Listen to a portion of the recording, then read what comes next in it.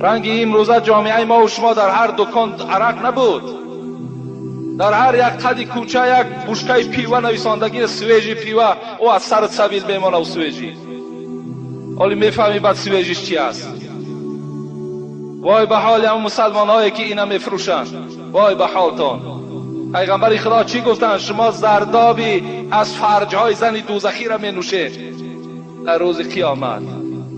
بعد میبینی که کلامش سویجی هست. در هر قدی کوچه و در هر دکان این گونه عرق فروشی نبود. امروز با حیرت نمیمانم باور کنین مسلمان عرق فروش است. مسلمان در معرکاش عرق میدهد، مسلمان عرق خوره، مسلمان دزده، مسلمان خیانتکاره، مسلمان دروغگو. این چی گونه مسلمانی باشد؟ آخر شما یک بار آدمو بود پرستای خطای عبرت گیرید، همونها را ببینید، همون بود پرستیشان در چند قدر صادقند. یک بود در پیشان همون لباسهای زرچون پوشیدگی و سرها تراشیدگی از سر تا بیگاه در بیخ همون بود نشستگی هم را عبادت میکنند.